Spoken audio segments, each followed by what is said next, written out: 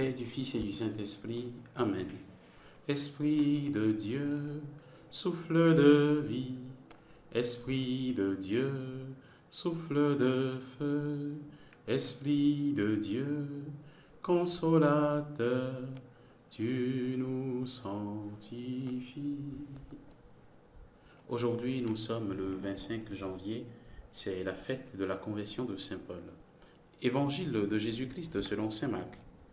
En ce temps-là, Jésus ressuscité dit aux 11 apôtres, « Allez dans le monde entier, proclamez l'évangile à toute la création. Celui qui croira et sera baptisé sera sauvé. Celui qui refusera de croire sera condamné. Voici les signes qui accompagneront ceux qui deviendront croyants. En mon nom, ils expulseront les démons. Ils parleront en langue nouvelle. Ils prendront des serpents dans leurs mains. Et s'ils boivent un poison mortel, il ne leur fera pas de mal. Ils imposeront les mains aux malades et les malades s'en trouveront bien. » Acclamons la parole de Dieu. Louange à toi, Seigneur Jésus. Bien, chers frères et sœurs en Christ, nous célébrons aujourd'hui la conversion de Saint Paul. C'est cet apôtre qui sera appelé l'apôtre des nations à cause du travail qu'il va faire, à cause de tout ce qu'il va laisser comme œuvre par ses écrits et surtout par ses prédications, ses voyages missionnaires vis-à-vis de différents peuples du monde de son temps.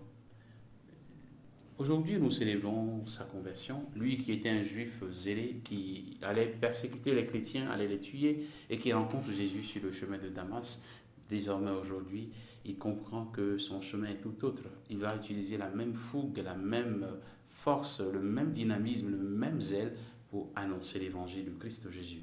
Frères et sœurs, c'est ainsi que le Seigneur nous appelle aussi à devenir des missionnaires de sa parole. Chacun de nous peut se poser la question, par quel moyen moi j'annonce l'évangile? Qu'est-ce que je fais chaque jour?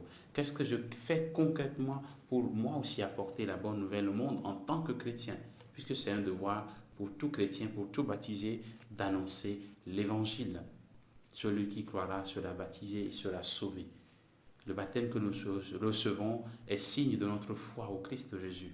Mais est-ce que tous ceux qui reçoivent aujourd'hui le baptême le reçoivent au nom de leur foi au Christ Jésus, ou bien ils le reçoivent simplement par conformisme?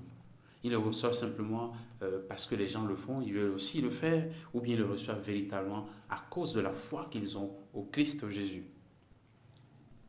Jésus dit, voici les signes qui accompagneront ceux qui seront croyants, ceux qui seront chrétiens. Ils vont expulser les démons.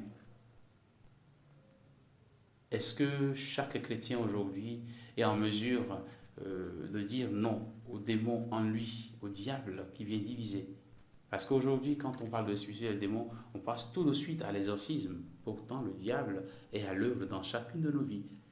On dit souvent, il y a un de nos professeurs de théologie qui disait que les œuvres du diable les plus désastreuses, les plus compliquées, sont celles qui se passent en douceur, celles que les gens n'ont pas l'habitude de voir. Pourtant, il est à l'œuvre, comme Jésus le dira dans l'Évangile, le semeur sème, le propriétaire il met sa plantation et l'ennemi vient dans la nuit pour semer l'ivraie. Pendant que tout le monde dort, pendant qu'on ne fait pas attention, il vient semer l'ivraie dans les cœurs.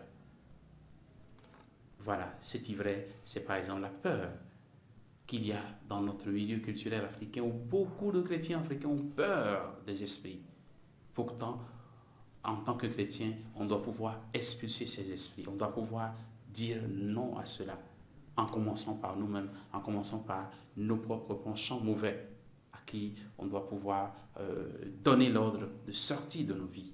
Demandons au Seigneur cette grâce du zèle missionnaire, que sa grâce nous accompagne, lui qui est notre Dieu pour les siècles et siècles.